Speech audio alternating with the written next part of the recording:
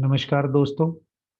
मैं आप सबके सामने एक और वीडियो लेकर आज आ जा रहा हूँ।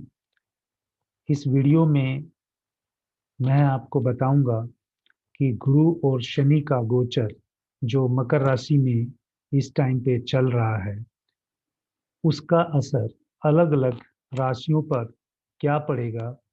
और राशियों से, क्योंकि हम एक बहुत ही जर्नल प्रिडिक्शन देते हैं, और कैसे उसको थोड़ा सा रिफाइंड कर सकते हैं हम नक्षत्रों के हिसाब से, वह भी बताऊंगा। और अंत में एक चार्ट के द्वारा आपको उन नक्षत्रों का एग्जाम्पल भी दूंगा। तो सबसे पहले अगर हम आज शुरू करें राशियों के हिसाब से, शनि और गुरु का गोचर जो मकर राशि में चल रहा है उसके बारे में कुछ इंफॉर्मेशन शेयर करने के लिए। तो सबसे पहले, जैसा कि आप जानते हैं कि गुरु और शनि दो बहुत ही बड़े ग्रह हैं। यह शनि किसी भी भाव में, किसी भी राशि में तकरीबन 2.5 साल समय व्यतीत करते हैं, और गुरु एक राशि में 12 से 13 महीने का समय व्यतीत करते हैं। अब अगर हम दे, देखें, और या जैसे हमें ज्ञात है, हम पढ़ते भी हैं, गुरु नैसर्गिक रूप से एक शुभ ग्रह है और शनि एक क्रूर ग्रह है। अगर हम दोनों ही गुरु और शनि ग्रह के बारे में एक जर्नल चीज को ध्यान में रखें तो हमें पता है कि ये दोनों ही न्याय के पक्षधर हैं। दोनों ही जस्टिफिकेशन करते हैं। जैसे हमारे कर्म होते हैं, यह दोनों ग्रह वैसा ही फल हमें देते हैं। शनि एक क्रूर ग्रह होने की वजह से वह कर्मों का फल क्रूरता से देता है। वहीं दूसरी ओर गुरु एक शुभ ग्रह होने की वजह से या देव ग्रह होने की वजह से उदारता से अपने सब रिजल्ट हमें देते हैं। तो आइए दोस्तों, अब हम राशि वाइज अलग अलग राशियों का विवरण देखें। कैसे यह 20 नवंबर 2020 से लेकर 5 अप्रैल 2021 तक कैसे विभिन्न राशियों पर असर डालेंगे, क्योंकि शनि और गुरु 20 नवंबर से लेकर 5 अप्रैल 2021 तक इकट्ठे, यानी युति में, इसी अवस्था में साथ मकर राशि में रहने वाले हैं। तो मेष राशि के बारे में जैसा हम देख रहे हैं यहाँ पर, अगर आप मेष राशि से काउंट करें या मेष लगन से काउंट करें, ऐसा मान लीजिए मेष लगन से करें, तो 10th हाउस जो है उसका दसम भाव जो है, वहां पर शनि और गुरु का गोचर हो रहा होगा। अब हम जानते हैं कि दसम भाव जो है हमारे कर्म का भाव है। इस युति के प्रभाव से हमारे कर्म क्षेत्र में अच्छे परिणाम मिलने की पूर्ण संभावना है। हम कार्यस्थल पर जितना भी सहयोग हम अपने साथियों का करेंगे, उसी हिसाब से हमें शुभ फल देखने को मिलेंगे। अगर एक हम जर्नल वे में कहें तो मेष लगन के हिसाब से, यहाँ मैंने राशि लिखा है, सभी में राशि वर्ड लिखा है, तो इसको चाहे आप मेष लगन से ही मानिए, क्योंकि मेष लगन के हिसाब से ही 10th हाउस में ये गोचर आएगा। तो ये लगन के हिसाब से और राशि के हिसाब से आप दोनों में ही देख सकते हैं। तो मेष राशि वालों के लिए ओवरऑल शुभ प्रभाव का रिजल्ट या शुभ रिजल्ट हमें मिलने की संभावना है इस समय में। अगर वहीं पर हम वृषभ राशि से देखें तो वृषभ राशि से यह योग 9th हाउस में बनेगा। 9th हाउस हमें पता है कि हमारा स्पिरिचुअलिटी का है, या आप कह लीजिए धार्मिक और सामाजिक कार्यों से संबंधित है, हायर एजुकेशन से संबंधित है। तो गुरु और शनि की मकर राशि में युति अगर यहाँ पर 9th हाउस में होती है तो हमें उसी प्रकार के रिजल्ट मिलेंगे। तो हमें यह देखना चाहिए कि इस समय के दौरान 20 नवंबर से लेके 20 नवंबर 2020 से लेके 5 अप्रैल 2021 तक हमें धार्मिक और सामाजिक कार्यों में अपनी रुचि लगानी चाहिए या हमें इस एरिया से संबंधित कार्य अवश्य करने चाहिए अपने दिनचर्या के अलावा, या अपना जो ध्यान जो है धार्मिक और सामाजिक कार्यों में अगर हम लगाएंगे तो हमें बहुत ही अच्छे रिजल्ट मिलेंगे। या आप ये भी कह सकते हैं कि इस दौरान आप वृषभ राशि वाले कोई हायर एजुकेशन का कोर्स या हायर एजुकेशन को भी ऑप्ट कर सकते हैं। मिथुन राशि वालों के लिए यह योग 8th हाउस में बनेगा। 8th हाउस जैसा कि आप जानते हैं हाउस ऑफ सडन इवेंट्स भी मानते हैं, और इसको थोड़ा सा हम सस्पेंस के हिसाब से देखा जाए तो लाइफ में हमें पता नहीं चलता कि कैसा रिजल्ट हमें मिलेगा या यह कब कौन सा रिजल्ट हमें मिल जाए। तो इसलिए मिथुन राशि वालों के लिए गुरु और शनि का गोचर यहाँ पर एक मिला जुला ही रिजल्ट देखने देगा। तो इसीलिए अगर यह राशि वाले मिथुन राशि वाले अगर अध्यात्म की तरफ अपने आप को थोड़ा सा जोड़ दें तो उनको ज्यादा अच्छे रिजल्ट मिलने की संभावना है। कर्क राशि वालों के लिए अगर हम देखें तो यह योग सप्तम भाव में बन रहा है। सप्तम भाव से हम अपने जीवन साथी को, हम अपने बिजनेस को, हम अपने स्टेटस को भी देखते हैं। तो अगर हम इस चीज को ध्यान में रखते हुए देखें कि गुरु और शनि का गोचर सप्तम भाव में हो रहा है कर्क राशि वालों के लिए, तो इस सप्तम भाव से संबंधित रिजल्ट्स में या जातक को अच्छे रिजल्ट मिलने की संभावना पूर्ण है। तो इसका मतलब वह उस अपने व्यवसाय में भी अच्छा करेगा। उसको जहाँ पर वह अपना व्यवसाय कर रहा है या जहाँ पर अपने समाज में वह रह रहा है तो वहाँ पर उसको पद प्रतिष्ठा प्राप्त होने के भी संकेत मिल रहे हैं। तो इसीलिए अगर वह अपने वैवाहिक जीवन में या अपने व्यवसाय में अच्छे से ध्यान लगाए और मेहनत से काम करे तो उसको अवश्य ही अच्छे रिजल्ट मिलेंगे। सिंह राशि वालों के लिए या सिंह लगन वालों के लिए यह योग 6th हाउस में बन रहा है। 6th हाउस या षष्ठम भाव को आप जानते हैं, यह रोग रिपु रण और सेवा भाव का घर है, या यहाँ से हम ये सब रिजल्ट्स देखते हैं। तो सिंह राशि के जातकों के लिए यह शनि और गुरु का गोचर एक मिला जुला परिणाम देगा। तो जातकों को अवश्य ही इस राशि के इस लगन के जातकों को या इस राशि के जातकों को अवश्य ही अपनी सेहत का जरूर ध्यान रखना चाहिए।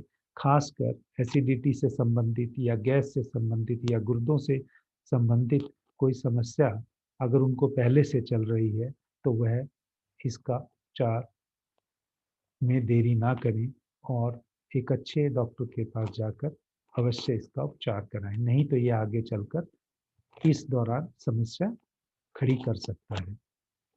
कन्या राशि वालों के लिए बृहस्पति और शनि का गोचर 5th हाउस में हो रहा है। तो 5th हाउस से जैसा कि आप जानते हैं हम शिक्षा को देखते हैं, हम अपने प्रेम संबंध भी देखते हैं, हम एंटरटेनमेंट भी देखते हैं। तो इस भाव से संबंधित रिजल्ट के या इन सब से संबंधित हमें सफलता मिलने की पूरी संभावना है। तो जातक को चाहिए कि वह अपना या अगर वह स्टूडेंट है तो वह अपना पढ़ाई में ध्यान लगाए तो उसको अच्छी सफलता प्राप्त होगी। अगर कोई शादीशुदा है तो अपने प्रेम संबंधों में आप अपना समय लगाए या उस पर ध्यान दे तो उसमें भी इम्प्रूवमेंट होगी। और अगर वह कुछ और ज्ञान अर्जित करना चाहता है तो उसके लिए भी यह समय उचित दिखता है। लेकिन इसमें एक ही चीज़ है कि जब वह जो भी करे वह पूरी श्रद्धा से करे, पूरे एफर्ट्स डाले, उसमें कोई शॉर्टकट्स की तरफ रास्ता ना अपनाए। क्योंकि जो शनि है वह रिजल्ट पूरी उसी व्यक्ति को देता है जो श्रद्धा भाव से और रूल्स को फॉलो करते हुए अपना काम करते हैं। तुला राशि वालों के लिए यह रिजल्ट 4th हाउस, यह गोचर 4th हाउस में हो रहा है। 4th हाउस से जैसा आप जानते हैं हम माता जी को देखते हैं, हम 4th हाउस से अपना सुख स्थान को देखते हैं या घर को देखते हैं या वाहन को देखते हैं। तो तुला राशि वाले जातकों को 4th हाउस में कुछ उथल-पुथल या कुछ चेंजेस होने की भी संभावना दिखती है। हो सकता है कि वह उसको घर बदलना पड़ जाए या हो सकता है यह जातक कोई अपने व्यवसाय से संबंधित कोई नया काम शुरू करे। तो थोड़ी-सी चुनौतियाँ या थोड़ी-सी कठिनाइयाँ मुझे तुला राशि के जातकों के लिए इस समय, जो कि 20 नवंबर से लेके 5 अप्रैल 2021 तक है, उनका अगर यह जातक चुनौतियों का सामना डट कर करता है, तो उसे सफलता अवश्य ही मिलेगी। वृश्चिक राशि या वृश्चिक लगन के लिए यह युति तीसरे हाउस में हो रही है, थर्ड हाउस में हो रही है। थर्ड हाउस से हम पराक्रम देखते हैं, छोटे बहन बहन देखते हैं या छोटी यात्राओं को देखते हैं।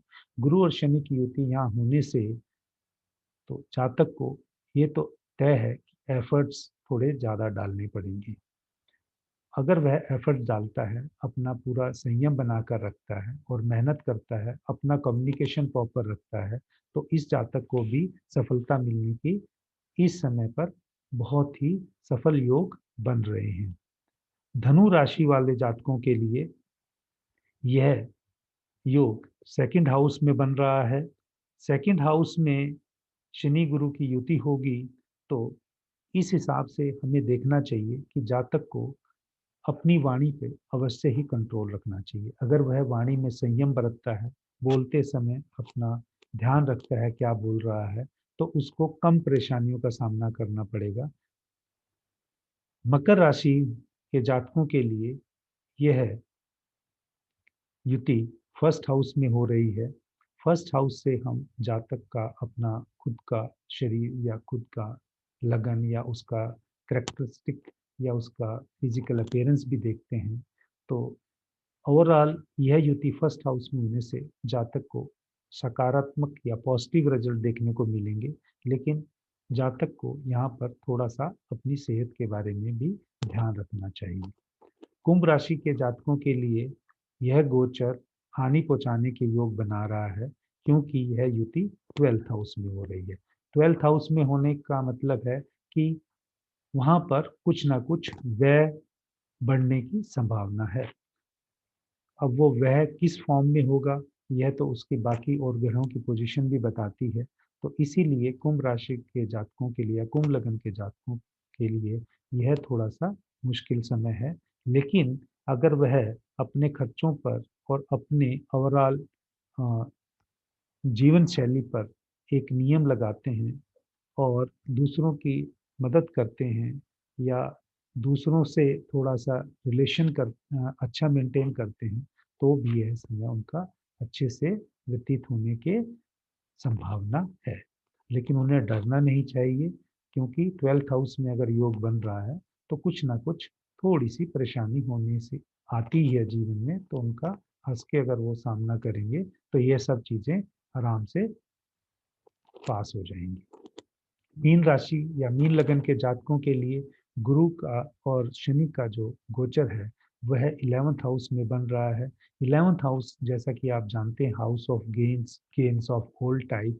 तो इसीलिए आप ये कह सकते हैं या मान सकते हैं कि गुरु और शनि का गोचर इस राशि के जातकों के या इस लगन के जातकों के साथ बहुत ही शुभ फलदायक रहने वाला है। उन्हें अ, अ, बहुत सी चीज़ों का बहुत सी चीज़ों की प्राप्ति होगी और वह प्राप्ति किसी फॉर्म में पद प्राप्ति की फॉर्म में भी हो सकती है या धन लाभ के फॉर्म में भी हो सकती है। अगर हम देखा है कि हमने 12 राशियों को कवर किया है, इन 12 राशियों को कवर करते हुए हमें यह देखा है कि शनि और गुरु आपस में वैसे तो एक सम्मिलन कहा जाता है और जो शनि है वह गुरु की बहुत इज्जत करते हैं या सम्मान करते हैं। शनि को कर्मों का देवता भी कहा गया है, वहीं गुरु जो हैं आपके अच्छे कर्मों का अच्छा फल देते हैं। तो अगर हमने अपने जीवन में अच्छी चीज़ें की हैं या अभी हम अच्छी चीज़ें करेंगे, तो हमें अवश्य ही अच्छे रिजल्ट प्राप्त होंगे। तो अब अच्छी चीजें हैं क्योंकि 10th भाव है, 10th भाव कर्म का भाव है, एफर्ट्स का भाव है, मतलब हमें अपना व्यवसाय का है या हमें अपने कर्म का भाव है, और यह 10th राशि में ही यह गोचर हो रहा है। तो जो जातकों ने अभी तक अच्छे कर्म नहीं किए हैं या अच्छी रास्ते पर नहीं चले हैं, अगर वो इस समय भी अच्छे रास्ते पर चलना शुरू कर दें, तो पूरी संभावना है कि उन्हें अच्छे रिजल्ट आने वाले समय में ज़रूर मिलेंगे। यह सब जो मैंने पिछली स्लाइड में आपको बताया अभी तक, 12 राशियों के हिसाब से आपको अ, एक राशिफल के हिसाब से एक प्रेडिक्शन दिया है, जो 20 नवंबर 2020 से लेकर 5 अप्रैल 2021 तक रहने वाला है। यह एक जर्नल है, क्योंकि बहुत सारे ये हमने क्लासिफिकेशन 12 राशियों के हिसाब से ही किया है। तो क्या सभी के वैसे ही रिजल्ट मिलेंगे जैसा मैंने कहा? क्योंकि इस चीज का जातक का अगर हम आगे क्लासिफिकेशन करें जन्म का, तो जातक का नक्षत्र किसी ना किसी अलग नक्षत्र में जन्म हुआ होता है। जहां पर हम 12 राशियों की बात कर रहे हैं या एक राशि में आगे चलकर 3 नक्षत्र होते हैं। अब एक राशि में आगे चलकर 3 नक्षत्र होते हैं, तो उन्हीं के हिसाब से अगर हम देखे जाएं तो ओवरऑल हमारे पास 27 नक्षत्र होते हैं, और उन 27 नक्षत्रों को हमने 9 तारों में डिवाइड किया है या विभाजित किया है। उसकी गणना जो है हम उसके जन्म नक्षत्र से करते हैं बाकी तारों की। तो कहने का मतलब है कि जहाँ पर एक ब्रॉड एरिया या ब्रॉड रिजल्ट हमने राशियों से देखा है, अगर हम नक्षत्रों से देखें तो थोड़ा सा उसको और रिफाइंड कर सकते हैं। अगर नक्षत्रों के बाद भी आगे चलकर एक नक्षत्र में 4 चरण होते हैं, तो उसको अगर हम रिजल्ट को लगाएं तो और रिफाइंड कर सकते हैं। फिर फर्दर उसमें आगे चलकर देव, नर और राक्षस नवांश को भी जोड़ दे रिजल्ट के हिसाब से, या शनि और गुरु के जो गोचर को हम इन नवांश में भी देखें। जैसे इस टाइम पे जो देव गुरु हैं, जो वह देव नवांश में गोचर कर रहे हैं, और जो शनि जो हैं इस समय नर नवांश में गोचर कर रहे हैं। लेकिन कुछ लोग इसको अभी कुछ सॉफ्टवेयर के द्वारा यह अपने आपको दिखेगा कि भी आप उसमें जाके देखें तो वो राक्षस में भी बोलते हैं। लेकिन अगर मैं अभी अपना जहाँ से मैं ये रेफरेंस ले रहा हूँ उसके हिसाब से, जो देव गुरु देव हैं, जो गुरु हैं, वह देव नवांश में गोचर कर रहे हैं, और जो शनि है वह नर आज की डेट में नर नवांश में कर रहे हैं। लेकिन कुछ सॉफ्टवेयर में वह राक्षस में दिखा रहा है।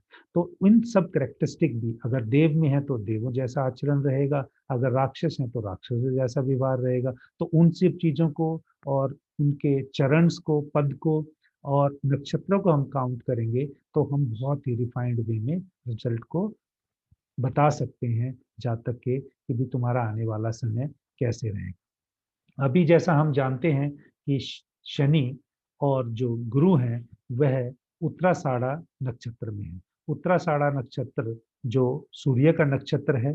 अब उस सूर्य के नक्षत्र के हिसाब से आपका आज का प्रेजेंट टाइम गिन लीजिए, और जहाँ जिस नक्षत्र में आपका जन्म हुआ है वहां से जन्म लीजिए, और उनके हिसाब से अगर हम डिस्टेंस को कैलकुलेट करेंगे, जैसे पहला अगर हम जैसा विमशोत्री दशा के हिसाब से ही कैलकुलेट करेंगे इन सब चीजों को। जैसे विमशोत्री में दशा में पहले केतु, फिर शुक्र, फिर सूर्य, फिर चंद्र, और फिर मंगल, फिर राहु, उसके बाद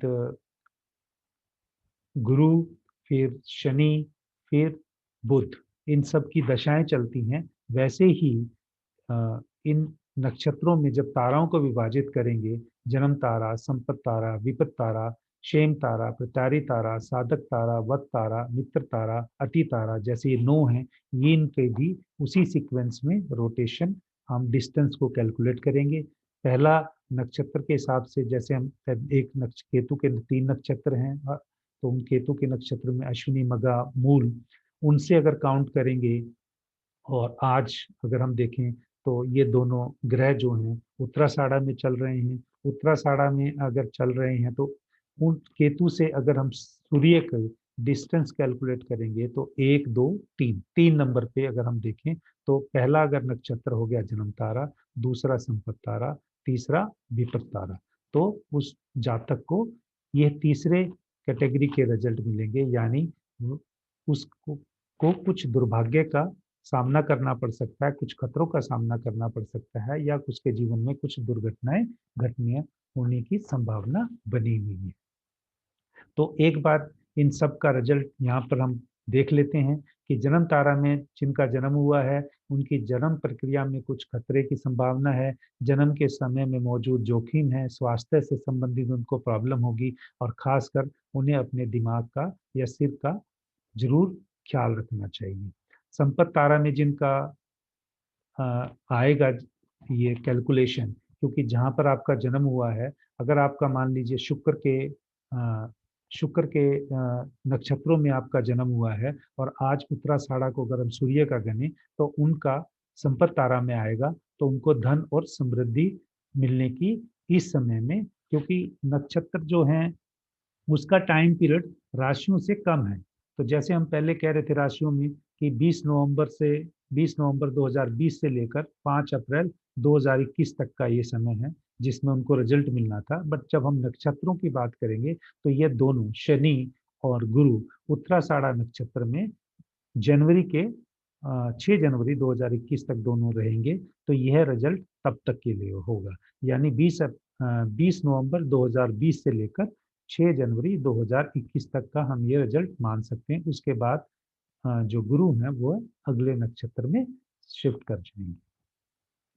तो विपत तारा और जन्म तारा, संपत तारा, विपत तारा हम जान चुके हैं। शेम तारा में अच्छी घटनाएं होंगी, शुभ होगा, ये समय शुभ होगा शांति के लिए। प्रतारी में बाधाएं और विफलताएं होंगी, सफलताएं थोड़ी मुश्किलों के साथ मिलेंगी या उनमें सफलताओं में बाधाएं आएंगी। जिनका रिजल्ट साधक, जिनका जन्म से लेके उत्तराषाढ़ा तक कैलकुलेशन साधक तारा में आएगा, उनको जीवन में सफलता मिलेगी, उपलब्धियां मिलेंगी, जीवन में वृद्धि होगी, जो जीवन के जो रिसोर्सेज हैं उसमें वृद्धि होगी, स्थिति में सुधार होगा। अगर जिनका कैलकुलेशन वत तारा में आएगा, जिनकी गणना अगर जन्म तारा से लेके उत्तराषाढ़ा तक वत तारा की कैटेगरी में आएगी, उनको गंभीर बीमारियां होने की संभावना रहेगी।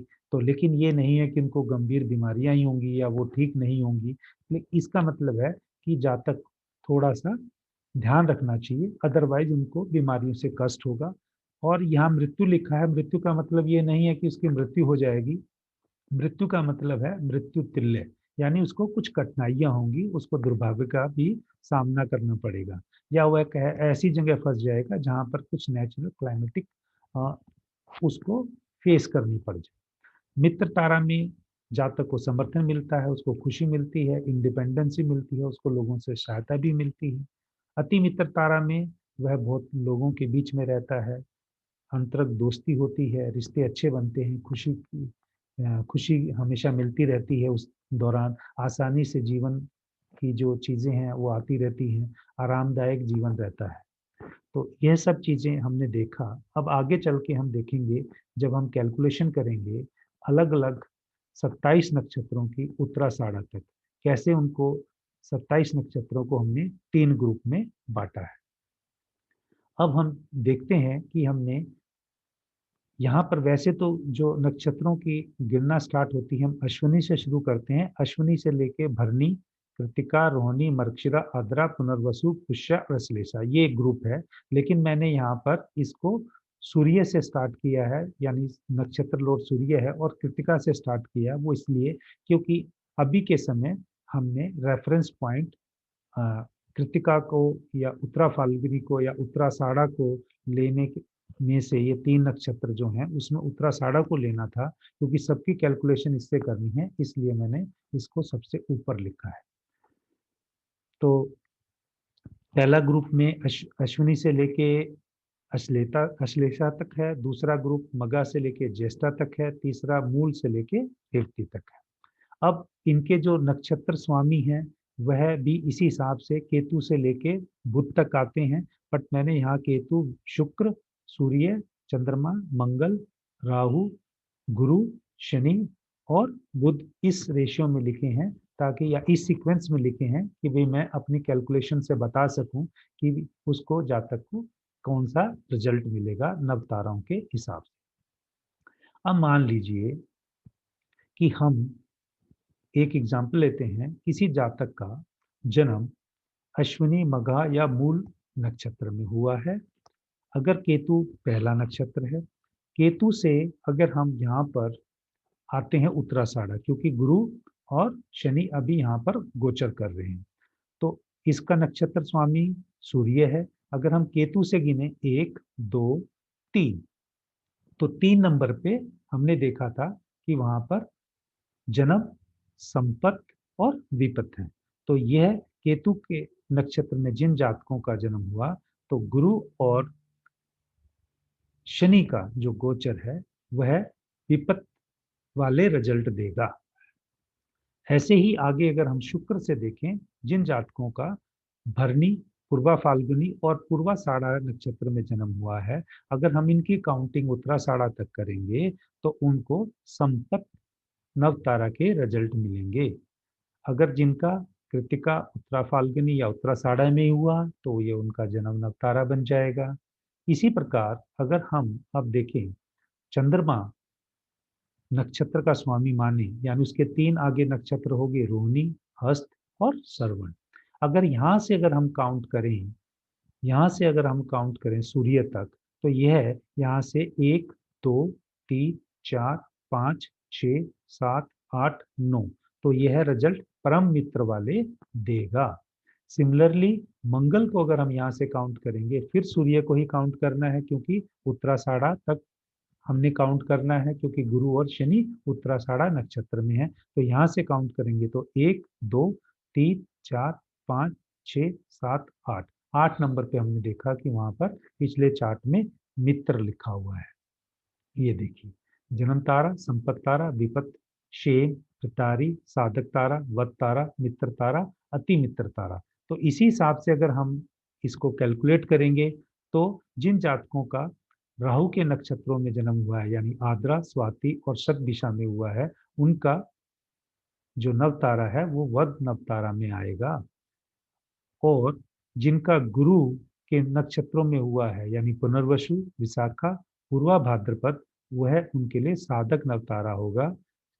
शनि के नक्षत्रों में पैदा होने जातक के लिए पुष्य, अनुराधा और उत्तरा भाद्रपद नक्षत्र में पैदा होने के लिए यह प्रतारी बनेगा। क्योंकि प्रतारी को अगर हम यहाँ से काउंट करेंगे दोबारा फिर शनि से 1, 2, 3, 4 और सूर्य 5, आप पिछले चार्ट में देख सकते हैं कि यहाँ पर 5 नंबर प्रतारी है, यानी उसके इस समय में 20 नवंबर 2020 से लेकर 6 जनवरी 2021 तक उसको कुछ विफलताओं का या उसकी सफलताओं में रुकावट का या कुछ बाधाएं आने के उसके चार्ट में योग बन रहे हैं।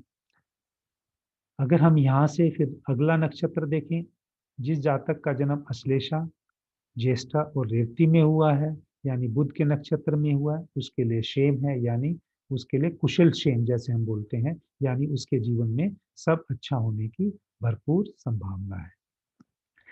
अब हम इस बात पर आते हैं कि हमने देखे थे 9 नवतारा, 9 नवतारों में से बाकी तो सब ठीक ठाक रिजल्ट देते हैं। 6 नवतारा, जो 3 नवतारा हैं विपित, प्रतारी और वद नक्षत्र, यही जीवन में कठिनाइयों का निर्माण करते हैं। और इनमें से भी खासकर प्रतारी और वद तारा में ज्यादा डिफिकल्टीज आती हैं। तो जातक को अपने जीवन में घबराना नहीं चाहिए।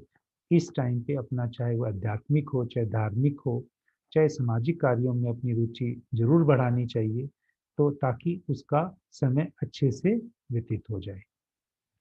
अब नक्षत्रों के रिजल्ट के अलावा भी, जैसा मैंने आपको पहले बताया था, एक बार थोड़ा सा और ऐड कर रहा हूँ कि भाई हमने राशि से भी देखा और नक्षत्रों से भी देखा 27 से।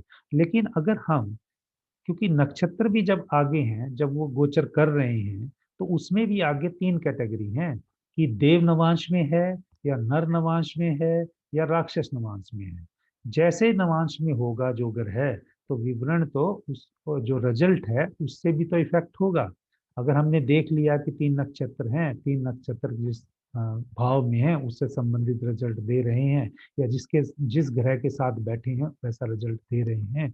लेकिन उसके साथ-साथ अगर मान लीजिए अगर गुरु इस टाइम पे देव नवांश में हैं, तो देव नवांश में हैं तो यह बहुत ही अच्छा रिजल्ट देंगे। अगर नर नवांश में होंगे तो यह उस जातक को थोड़ा-सा देव नवांश के तुलना में कम रिजल्ट होगा। यानी देव देव तो हैं जो सबका भला करते हैं, जो नर है वो ज़्यादा अपने बारे में मतलब थोड़ा सोचता है, और राक्षस है, राक्षस तो आपको पता ही है कि किसी भी कीमत पे उसे सिर्फ अपना ही मतलब रखता है।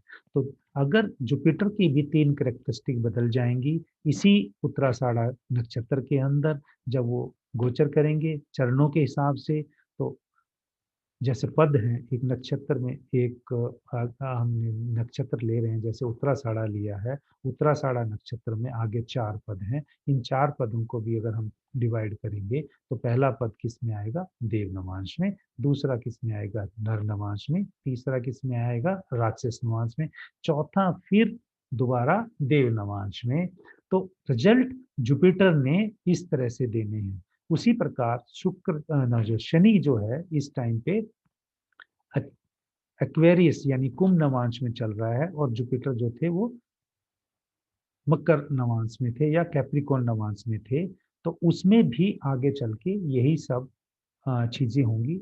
अभी फिलहाल अगर हम मान लीजिए कि सैटर्न नर नवांश में चल रहे हैं या राक्षस नवांश में चल रहे हैं, उसके बाद वो रोटेट होंगे, तो उसकी भी सैटर्न की या शनि की भी रिजल्ट देने की क्षमता उसी हिसाब से बदल जाएगी। तो आइए अब आगे चल के हम एक और एग्जांपल लेते हैं जहां मैं आपको बता सकूं। ये मैंने एक चार्ट लिया है रैंडमली, किसी जातक का नहीं है, एक ऐसे ही सॉफ्टवेयर से चार्ट लिया है। अगर आप इसमें देखेंगे तो इस लगन के हिसाब से यह एक मिथुन लगन उदित हुआ है इसकी कुंडली में, और जो मिथुन के स्वामी हैं या जो मरकरी हैं वह पंचम भाव में बैठे हैं, लेकिन हम ये सब नहीं देखेंगे।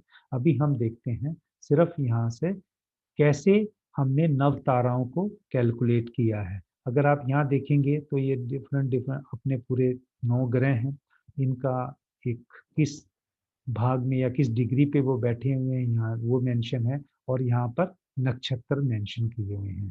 तो नक्षत्र के हिसाब से ही हमने आगे नवताराओं को डिवाइड किया हुआ है। अगर हम यहाँ पर ये चीज मान लें कि ये जातक का जन्म जो हुआ है उस टाइम पे नक्षत्र उत्तर भाद्रपद है। उत्तर भाद्रपद से अगर हम उसका जन्म नक्षत्र मान लें, और उत्तर भाद्रपद से अगर हमें अब उत्तराषाढ़ा तक कैलकुलेट करना है, उत्तराषाढ़ा किसका नक्षत्र है? सूर्य का है। तो अगर हम उत्तराषाढ़ा यहाँ से उत्तरा भाद्रपद से शनि से अगर हम काउंट करना शुरू करेंगे, तो शनि 1 नंबर पे, बुध 2 नंबर पे, 3 नंबर पे केतु, 4 नंबर पे शुक्र, और 5 नंबर पे सूर्य। यानी 5 तक हम गिनती करेंगे, और 5 नंबर पे हमने उस चार्ट में देखा था कि वहां पर प्रत्यारी है। यानी इस जातक का जो रिजल्ट है, सूर्य जो है ये उत्तराषाढ़ा जो नक्षत्र है इस टाइम पे प्रत्यारी वाले रिजल्ट देगा। और प्रत्यारी पे हमने क्या देखा था लिखा हुआ? प्रत्यारी पे हमने देखा था कि उसके जीवन में कुछ बाधाएं आएंगी, सफलताएं उसको आसानी से नहीं मिलेंगी, या उसको कुछ विफलताओं का भी सामना करना पड़ सकता है। तो इसी प्रकार ये बाकी सबको हमने कैलकुलेट किया है। तो मैंने जितना सीखा या जो मेरे को ज्ञान था, जैसा मैंने चाहे कहीं से भी सीखा है, उसको आप सबके साथ आज शेयर करने की कोशिश की है। अगर आपको यह वीडियो अच्छा लगे तो ज़रूर इसको आगे अपने ग्रुप में या अपने दोस्तों में फॉरवर्ड कीजिएगा, इसको लाइक कीजिएगा। हो सके तो आप मेरे इस चैनल को भी सब्सक्राइब कीजिएगा, इसका बेल नोटिफिकेशन भी दबा दीजिएगा। जैसे ही मैं नेक्स्ट वीडियो डालूंगा आपको वह मिल जाएगी। अगर आप कुछ और चाहते हैं कि किसी और टॉपिक पे मैं वीडियो बनाऊं, तो उस पर ज़रूर वीडियो बनाऊंगा, आप अपनी फीडबैक भी दे सकते हैं। तो मेरा दोस्तों यहाँ पर यह कहने का मतलब यही है, या मैं आपसे यही कहना चाहूँगा कि अगर हम राशि के हिसाब से देखें एक बहुत ब्रॉड रिजल्ट मिलता है, अगर हम नक्षत्र के हिसाब से देखें तो हम उस रिजल्ट को रिफाइंड कर पाते हैं या उसको फ़िल्टर आउट कर सकते हैं, या हम जातक के रिजल्ट को पिन पॉइंट करने की कोशिश करते हैं। अगर नक्षत्र से आगे चल के हम नवांश में देव नवांश, नर नवांश या राक्षस नवांश को करें, तो हम उसको जाकर और पिन पॉइंट कर पाते हैं। तो यह मैंने अपना जो इन्फॉर्मेशन है आपके साथ शेयर किया। अगर आप इसको अच्छा लगे तो ज़रूर लाइक कीजिएगा और आगे फॉरवर्ड भी कीजिएगा। अगर आप कोई अपना इंडिविजुअल कोई कंसल्टेंसी लेना चाहते हैं तो भी आप मुझसे कॉन्टैक्ट कर सकते हैं। यहाँ पर नंबर और ईमेल दोनों ही दिया है। तो अंत में मैं यही कहूँगा कि यह समय जो गुरु की वजह से जो आपके कार्य क्षेत्र में इफ़ेक्ट आएगा, वह एक बहुत ही अच्छा आने की संभावना है तकरीबन सभी के लिए और सभी राशियों के लिए। और शनि जो है वो कर्म करवाते हैं, तो कर्म आप ज़रूर करिएगा। आप कर्म करेंगे तो गुरु आपको अवश्य ही अच्छा फल देंगे। और यह शनि और गुरु के अलावा इस टाइम पे कम से कम 6 जनवरी 2021 तक आपको सूर्य का भी रिजल्ट मिलेगा, यानी उत्तराषाढ़ का। तो इसका मतलब बेसिकली अगर देखा जाए शनि 2 घरों का शनि 2 भाव का स्वामी हो गया, गुरु भी 2 भाव के स्वामी हो गए। तो अगर इस कुंडली से अगर हम देखते हैं तो 9, 10, 11, 12 लगातार 4 घर 1, 2, 3, 4 और गुरु इस टाइम पे और शनि के साथ यहाँ से गोचर कर रहे हैं। लेकिन यह स्वामी किन भाव के हैं? इन 2 अलग भाव के भी हैं। तो 4 और 5 नंबर अगर हम यहाँ देखें 5 नंबर यहाँ है, तो सूर्य का घर भाव जिसके स्वामी सूर्य हैं, तो 5 भाव के आपको रिजल्ट मिलेंगे। तो इसलिए आपको चिंता करने की ज़रूरत नहीं है। आपका भगवान करे समय अच्छा गुज़रे, आप जो चाहते हैं आपको वो मिले। और यह गुरु गुरु देवता और शनि देव महाराज और सूर्य देवता आपको सब वो चीज़ें प्रदान करें इस समय में जो आपको नहीं मिली हैं या रुकी हुई हैं या जो आप चाहते हैं। तो मेरा इन सब को प्राप्त करने के लिए आपसे एक ही रिक्वेस्ट है, आप जिस भी भगवान में पूजा करते हैं, क्योंकि ये समय जो है कर्म के अलावा थोड़ा आध्यात्मिक और धार्मिक कार्य करने का भी है। इसमें अगर आप आध्यात्मिक तरफ या आप कोई स्पिरिचुअल की तरफ अपने आप को जोड़ते हैं, तो आपको और आसानी से रिज़ल्ट मिलने की संभावना बढ़ जाती है। तो अगर चाहें तो आप हरि की पूजा कीजिए, हरि भगवान की, नारायण की या विष्णु भगवान कह लीजिए, या आप हनुमान की पूजा कीजिए, या आप चाहें तो गणेश जी की भी कर सकते हैं। तो थोड़ा इन सब की आप रेगुलरली पूजा कीजिए, जो आपके जीवन में कष्ट हैं, वो है अवश्य दूर होंगे और भगवान करे आप जो चाहते हैं वह सब आपको मिले। अंत में मैं भारत माता की जय बोलते हुए अपनी वाणी को विराम दूँगा। भारत माता की जय।